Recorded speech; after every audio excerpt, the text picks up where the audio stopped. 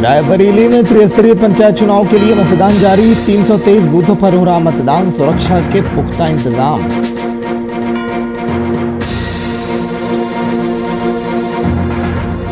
झारखंड उच्च न्यायालय में जमीन से जुड़े मामलों में सुनवाई। रांची सदर के अंचल अधिकारी की कार्यशैली पर जताई नाराजगी। विभागीय सचिव को दिए उचित कार्रवाई के निर्देश।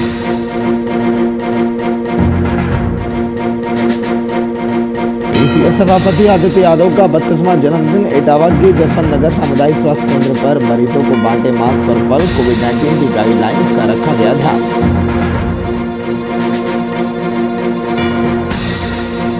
मध्य प्रदेश के अनूपपुर जिले में यातायात पुलिस को अनोखी पहल। उनकी ट्रांसपोर्ट की गाड़ियों में कोविड-19 वैक्सीनेशन को लेकर लिखवाए गए स्लोगन।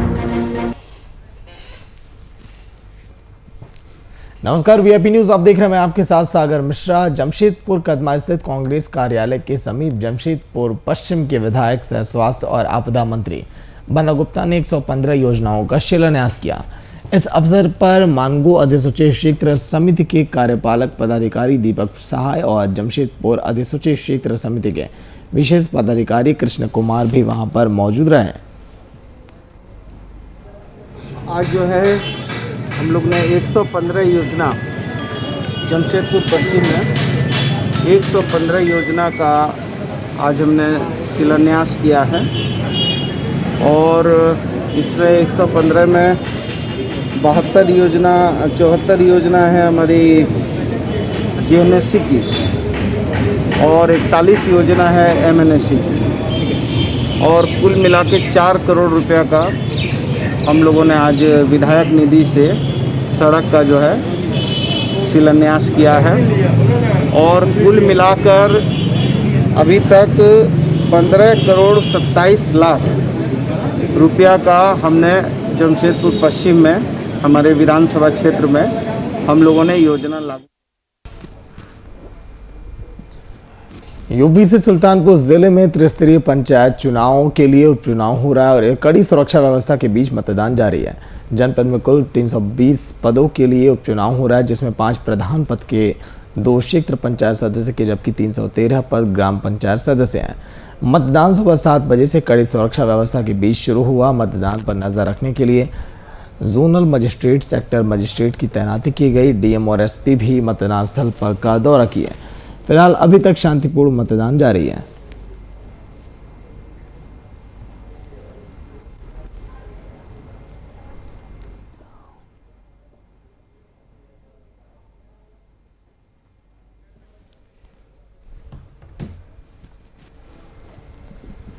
झारखंड उच्च न्यायालय के खास महाल जमीन से जुड़े एक मामले की सुनवाई के दौरान रांची सदर के अंचलाधिकारी की कार्यशैली पर कड़ी नाराजगी जताई। वहीं अदालत ने अंचलाधिकारी के रवैये से नाराज होकर विभागीय सचिव को निर्देश दिया है कि रांची सदर के अंचलाधिकारी के खिलाफ उचित कार्रवाई की जाए। वहीं जस्टिस कैलाश प्रसाद देव की अदालत ने वीडियो कॉन्फ्रेंसिंग के जरिए इस मामले की सुनवाई की। राज्य सरकार की ओर से अपर महाधिवक्ता ने सरकार का पक्ष रखा। खास महाल भूमि से संबंधित एक याचिका पर सुनवाई के दौरान अदालत ने अंचलाधिकारी को खास महल भूमि की सूची तैयार करने के निर्देश भी दिए थे, लेकिन अंचलाधिकारी के द्वारा दी गई सूची में भूमि की शोहदी और अन्य पर्याप्त जानकारी नहीं होने से अदालत ने नाराजगी जताई। खास महल जमीन की विस्तृत जानकारी मांगते हुए सूची बनाने के लिए 6 महीने का भी समय दिया। महाल से संबंधित एक मामले की सुनवाई करते हुए झारखंड उच्च न्यायालय में माननीय न्यायमूर्ति कैलाश प्रसाद देव की अदालत ने रांची सदर के अंचलाधिकारी को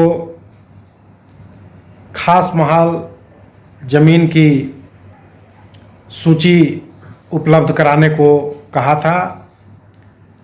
काफ़ी समय व्यतीत होने के बाद भी रांची सदर के अंचलाधिकारी के द्वारा जो सूची सौंपी गई वो संतोषजनक नहीं है। इस पर नाराजगी जाहिर करते हुए माननीय अदालत ने विभागीय सचिव को अंचलाधिकारी पर कार्रवाई करने का निर्देश दिया है और 6 माह के भीतर खास महाल के सभी जमीनों की सूची उपलब्ध कराने का निर्देश दिया। इटावा जिले की जसवंत नगर सामुदायिक स्वास्थ्य केंद्र पर आज पीसीएफ सभापति आदित्य यादव के 32वें जन्मदिन के अवसर पर सामुदायिक स्वास्थ्य केंद्र जसवंत नगर पर सैकड़ों मरीजों को मास्क, फल, बिस्कुट और नमकीन वितरित किया गया। मौके पर कोविड-19 गाइडलाइंस का पूर्ण तरीके से पालन किया गया। पीसीएफ सभापति आदित्य यादव का 32वां जन्मदिन स्वास्थ्य केंद्र में मरीजों को मास्क बांटे गए।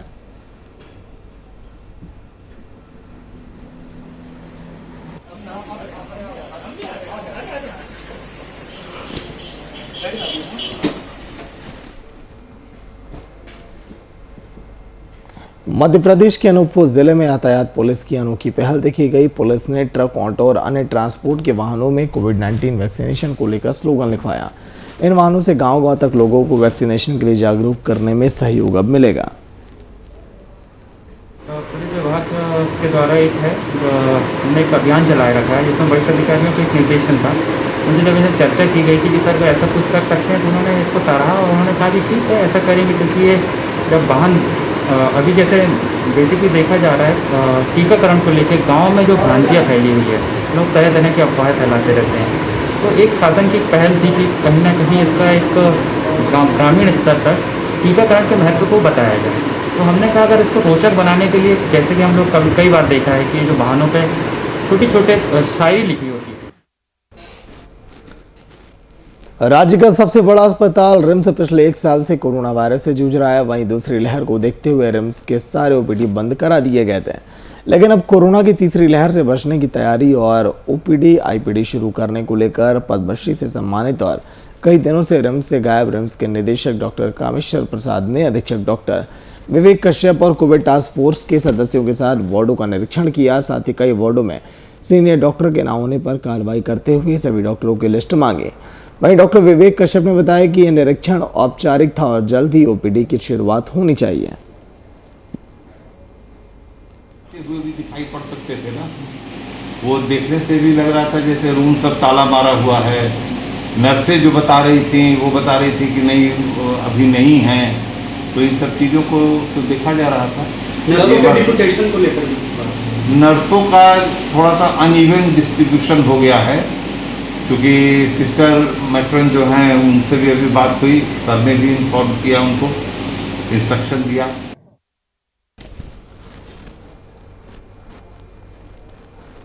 शेखपुरा शहर के दल्लू चौक के समीप स्वास्थ्य विभाग के द्वारा शिविर लगाकर राहगीरों का कोरोना जांच किया गया। Civil surgeon doctor Krishna Murari Prasad Singh के द्वारा कोरोना जांच में तेजी लाने के निर्देश भी दिए गए।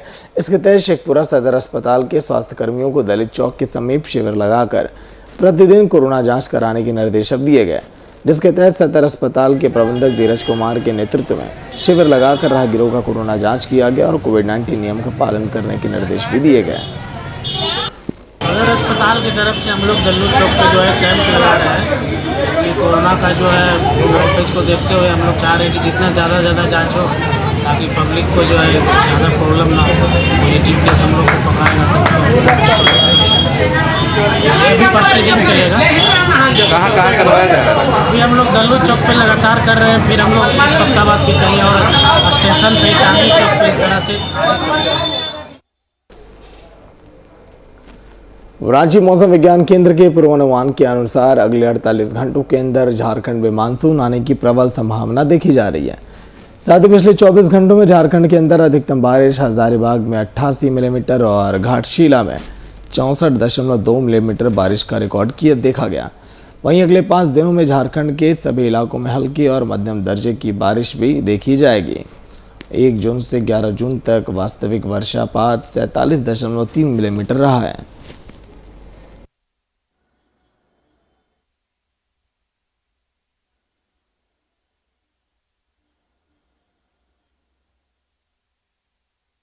झारखंड में पिछले 24 घंटों में लगभग सभी इलाकों में हल्के से मध्यम दर्जे की बारिश देखने को मिली है और कुछ इलाकों में भारी बारिश भी देखने को मिली है।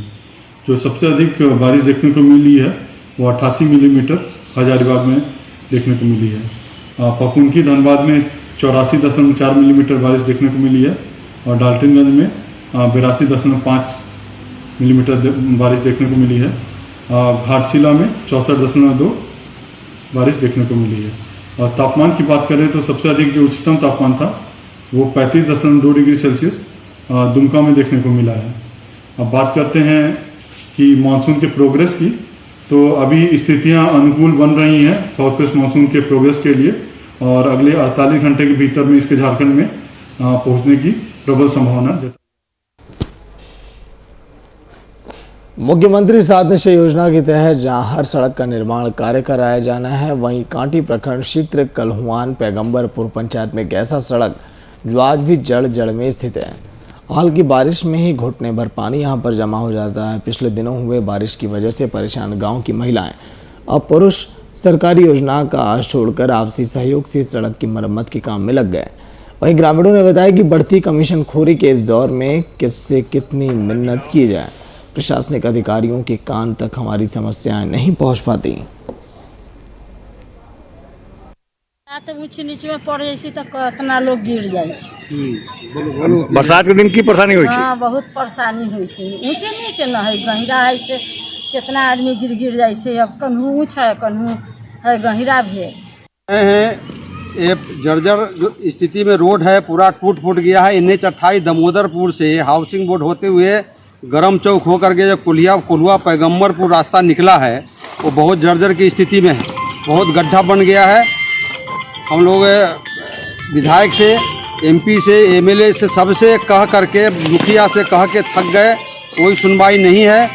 प्रतिदिन हजारों के संख्या में लोग गुजरते हैं, सबके मोटरसाइकिल टूट जाता है, लोग गिर जाते हैं, घायल हो जाते हैं।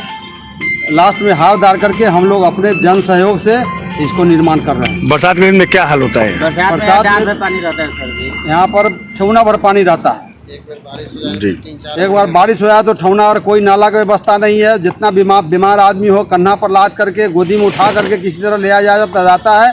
गाड़ी चलने का कोई स्थिति नहीं है इस रोड में।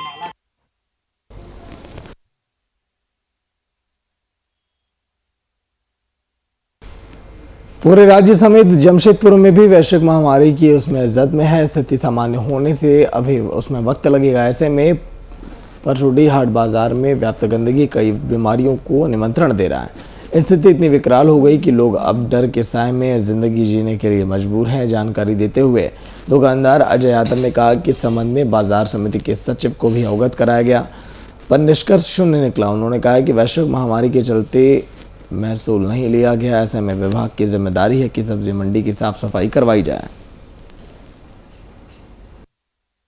बाजार का तो ऐसा हालात है कि यहाँ का कचरा उठाने का कोई आगे पीछे देखने वाला नहीं है। ऐसा महामारी फैलने की स्थिति में भी कचरा को इस तरह छोड़ दिया गया है। बाजार से कोई मासूल उठाता नहीं है जो कचरा फेंकेगा। हम लोग सचिव से भी 1-2 बार बोल के आए थे कि इसको फेंकने का कोई व्यवस्था करवा, 2 बार मिले भी थे, लेकिन उसके बाद भी कोई कार्रवाई नहीं हुआ। ऐसा महा करा कि अगल बगल खड़ा होना मुश्किल हो जा रहा है। पूरा गंदगी का गंदगी सब दुकान के अंदर घुस जा रहा है। बहुत दिक्कत हो रहा है दुकानदारी करना, मना कस्टमर को भी आना जाना। जो ये परिस्थिति देख के कोई कितना जन घुसने नहीं सोचता। बाजार का हाल जो है अभी खाली मासूल नहीं उठने के कारण हम लोग कहीं बोलने नहीं सके।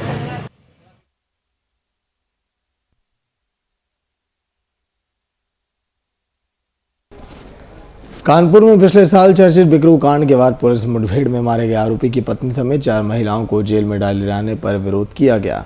ब्राह्मण संगठन लामबंद हो गए। इसे लेकर कानपुर के अशोकनगर स्थित कानपुर जर्नलिस्ट क्लब के हिंदी पत्रकार भवन में प्रेस कॉन्फ्रेंस का आयोजन किया गया। इस दौरान महासभा के राष्ट्रीय अध्यक्ष दुर्गेश मणि त्रिपाठी ने कहा कि प्रदेश की सरकार को प्रतिशोध की राजनीति से बाज आना चाहिए। निर्दोष महिलाओं और एक मासूम को रिहा करने का आदेश वहां पर देना चाहिए।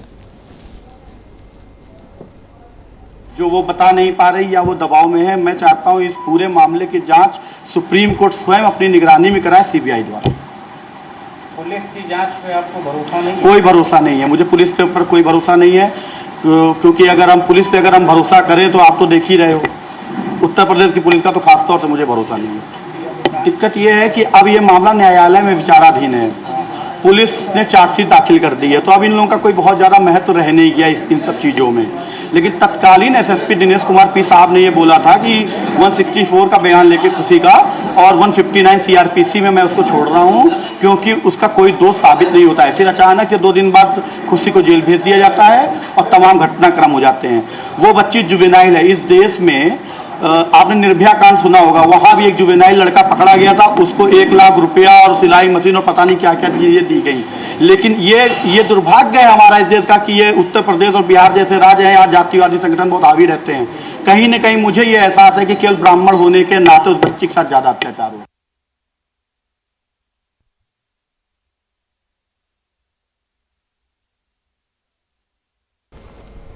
छपरा शहर में बन रहे करोड़ों की लागत से डबल डेकर पुल को जिस तरह से उसके बारे में कार्यों में अनियमितता देखी गई, काफ़ी आक्रोश है अब लोगों में। वहीं डबल डेकर के कार्यों में लापरवाही को लेकर वहां कई छोटी मोटी घटनाएं भी होती रहती हैं। हालांकि कई बार इसकी शिकायत भी की जा चुकी है, लेकिन डबल डेकर के अधिकारियों पर इसका कोई भी प्रभाव नहीं पड़ता।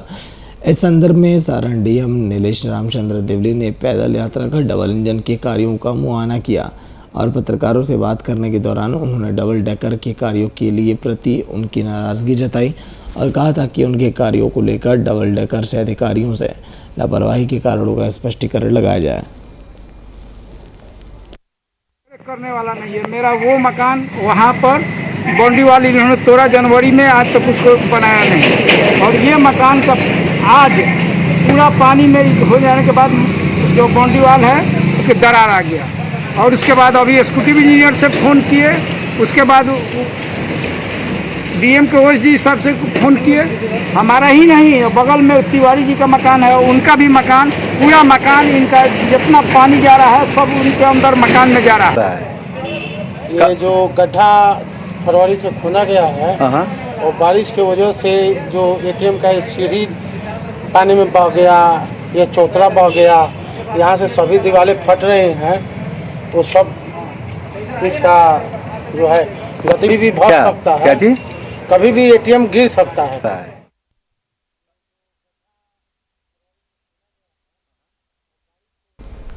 कन्नौज के इंदरगढ़ पुलिस एक बार फिर से सवालों के अब घेरे में है। झगड़ा और मारपीट की शिकायत करने पर भी पुलिस के द्वारा कोई कार्रवाई नहीं की जा रही है।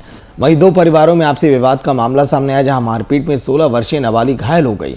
इसके लिखित प्रार्थना पत्र थाने में दी गई, बावजूद इसके पुलिस मौन धारण किए बैठी है। पीड़िता थाने के बाहर सुबह से ही बैठी है, कार्रवाई की मांग कर रही है, पर इंदरगढ़ पुलिस के कानों में जू तक नहीं रंगी।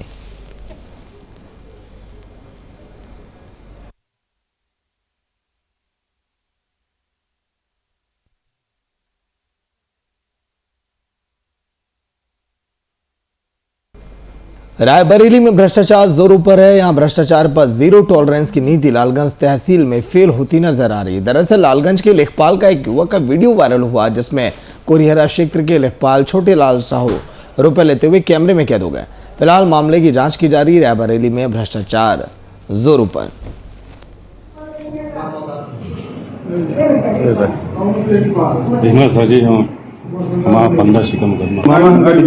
हाँ दादी है रे, मामा का दिखना या जो हमारा है, दादा क्या रहा है तो दादा जो हमका दिखना अपने भाई भतीजन का। तो यहाँ राहत रहे दादा, दादा अध्यापक रहा। हम तो रहे वाले फतेहपुर के आए रहे। फतेहपुर में आपके या उमरी गांव पड़ा, ये सिटी से जुड़ा हुआ है। हाँ सिटी से जुड़ा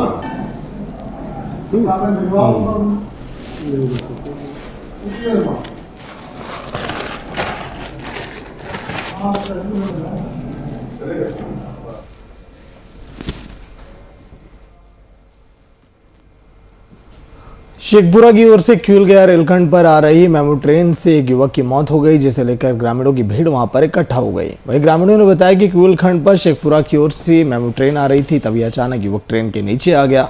युवक की घटनास्थल पर ही मौत हो गई, जिसके बाद ग्रामीणों के द्वारा स्थानीय पुलिस पदाधिकारी और रेल विभाग को सूचना दी गई, लेकिन अब तक कोई अधिकारी घटनास्थल पर नहीं पहुंचा। से जा रहे थे अभी एक गया केवल पैसेंजर मेमो गुजरी है, उसी से ये आदमी गिर चुके हैं। अभी तक इनका कोई कांटेक्ट नहीं हुआ है, ना ही कोई अभी तक थाना से आया है। कोई रेल अधिकारी नहीं आया? कोई रेल अधिकारी अभी तक नहीं। इसकी इनकी कोई परिचय नहीं कहा? अभी तक तो कोई परिचय नहीं हुआ। कहाँ पर घटी घटना है? बस यही आदर्श मानपुर हॉल। कितने बजे की घटना है? लगभग 11 बजे। 11 बजे।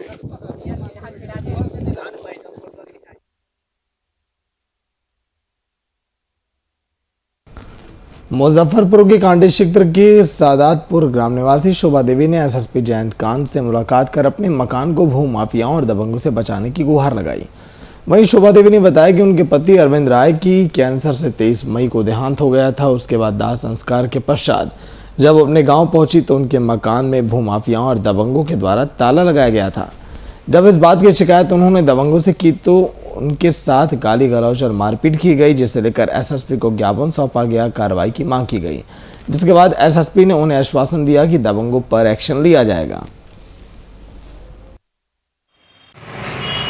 मामला यही है सर, मेरे पति का 23 तारीख को मेरे पति का देहांत हो गया, तो हम अपना पति को लेकर के अपने गांव मुक्तपुर गए, वहां उनका दाह संस्कार किए।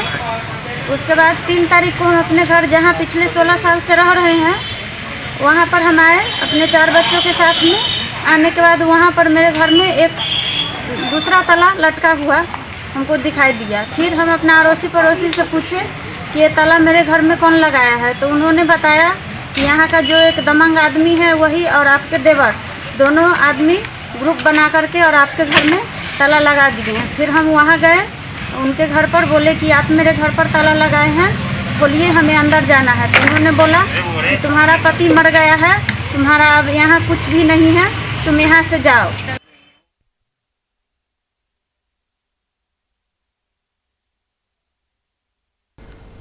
प्रयागराज में बारात में हाथी ने जमकर उत्पात मचाया। मामला फुलपुर सराई नायत थाना क्षेत्र के मलवा बुजुर्ग का है।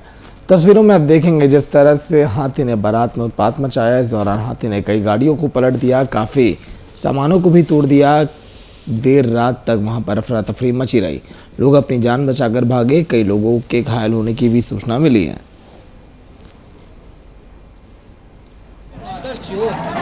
अरे बगल कर गाड़ी बैक करा यार, बगल करा है ऊपर याद है ना, ऊपर याद गाड़ी। अरे यार हटा गाड़ी,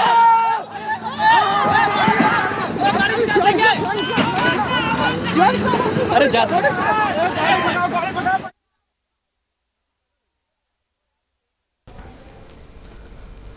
चतरा गेट खोरी पुलिस को अफीम तस्करों के विरुद्ध एक बड़ी सफलता हाथ लगी। एसपी को मिली गुप्त सूचना के आधार पर चेकिंग अभियान के दौरान चतरा से चौपारण की ओर जा रही एक मिनी ट्रक और एक बोलेरो को जब्त किया गया। इस दौरान 252 किलो डोडा और 250 ग्राम गिलाफीम के साथ 4 तस्कर को गिरफ्तार किया गया। तस्करों के पास से 3,23,500 नकदी समेत 4 मोबाइल भी बरामद किए गए और अब आगे की कार्रवाई अब जारी है।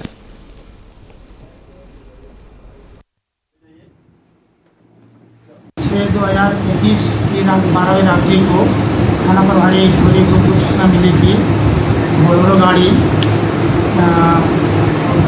हरियाणा के ट्रक का डोड़ा लेकर के एस्कॉर्ट कर रहा है।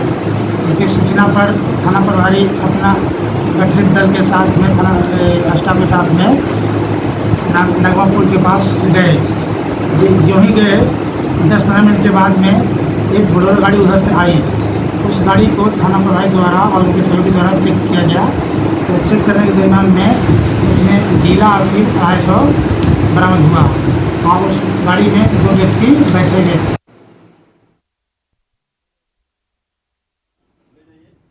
के विरुद्ध एक बड़ी सफलता मिली पुलिस को।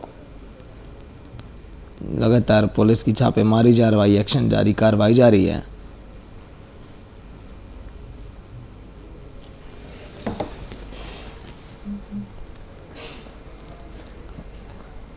शाहजहांपुर की पुलिस और एसओजी की संयुक्त टीम को बड़ी सफलता हाथ लगी। पुलिस ने शातिर सरगना दिनेश जायसवाल समेत 5 तस्करों को गिरफ्तार किया।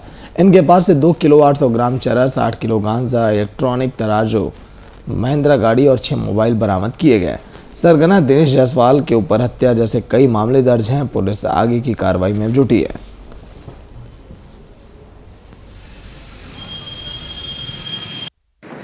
मादक पदार्थों की तस्करी करने वाले अपराधियों के विरुद्ध जो निरंतर कार्रवाई चल रही है, उसी क्रम में थाना सदर बाजार को एक महत्वपूर्ण सफलता प्राप्त हुई है। एसओजी और थाना सदर बाजार के जॉइंट ऑपरेशन में अंतर जनपदीय मादक पदार्थों के तस्कर अपने सरगना सहित ये पूरा गिरोह गिरफ्तार हुआ है, जिसका सरगना दिनेश जायसवाल है, जो बाराबंकी का रहने वाला है। इसके 4 साथी और अरेस्ट हुए, लालू, मनीष, अजय और सूरज। इनमें से 3 व्यक्ति जो हैं वो बाराबंकी के रहने वाले हैं और एक यहाँ शाहजहांपुर का है। इनके कब्जे से 2 किलो 850 ग्राम चरस बरामद हुई है, जो बहुत हाई क्वालिटी चरस है। जिसकी अंतर्राष्ट्रीय कीमत 2 करोड़ 80 लाख रुपए है। इसके अलावा लगभग 8.5 किलो गांजा बरामद हुआ है, 6 इलेक्ट्रॉनिक तराजू हैं, 6 मोबाइल फ़ोन हैं, एक महिंद्रा XUV कार है जिसमें ये सारी चीज़ें थी। इसके अतिरिक्त 4 ATM कार्ड्स भी हैं और उसमें महत्वपूर्ण तथ्य ये भी है कि उसमें छोटे छोटे पैकेट्स भी बना रखे थे जो गांजे के, जो विक्रय करते हैं।